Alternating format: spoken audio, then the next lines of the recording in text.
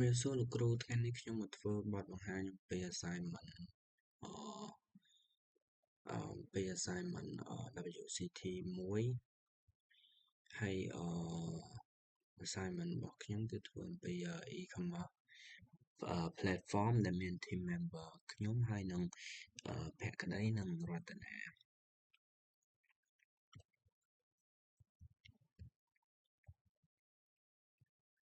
ចំពោះគោលបំណងក្នុងការធ្វើ website e-commerce នេះទីមួយគឺចង់ develop ទៅលើ functionality របស់ e-commerce website application ហ្នឹងឲ្យមានភាពងាយស្រួលប្រើទាំងអ្នកទិញនិងអ្នកលក់ហើយចំណុចបន្ទាប់គឺ technology អញ្ចឹងគឺ framework ដែលយកប្រើប្រាស់ក្នុងការធ្វើwebsite នេះគឺមានដូចជា React.js ដែលយើង design ទៅលើខាង front end ហើយនិង back end គឺខ្ញុំប្រើ Google Firebase ហើយចំពោះ project scope ដែលយើងធ្វើគឺមាន home page about us contact ហើយនិង service ហើយចំពោះ admin dashboard គឺយើងមានដូចជា login register និង forgot password អញ្ចឹងចំណុចបន្ទាប់គឺចូលទៅ demo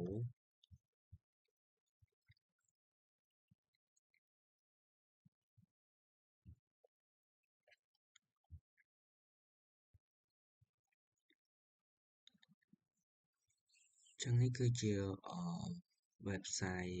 ក្នុង project នឹងទាំងមូល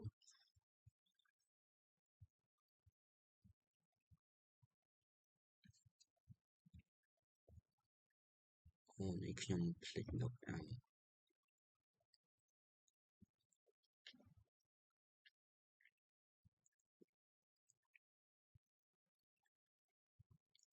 ចឹងយើងអាច sign up វាបានដោយដាក់ថា or ឬដាក់ឈ្មោះ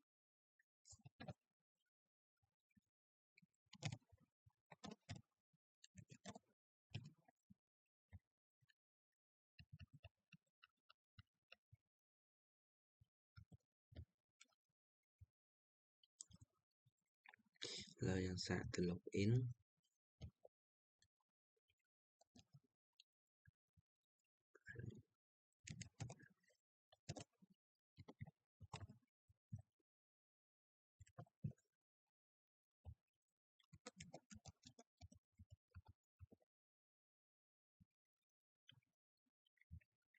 អូខេអញ្ចឹងគឺ login ជោគជ័យ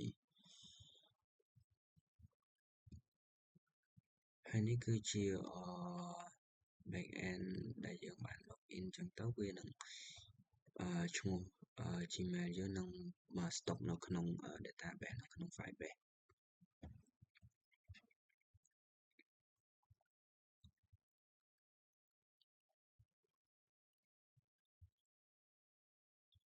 យើងអាច search ហើយយើងអាច add to cart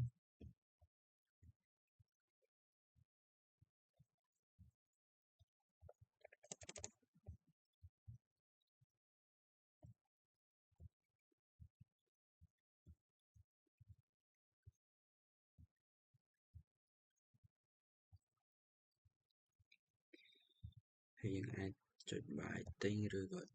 ដាក់ឈ្មោះដាក់សាយដ្ឋានដាក់ទីតាំង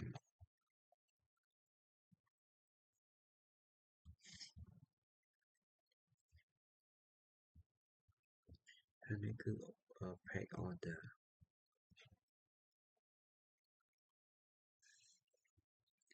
អញ្ចឹងការធ្វើបទបង្ហាញរបស់ខ្ញុំគឺមានតែប៉ុណ្្នឹងសូមអរគុណលោកគ្រូ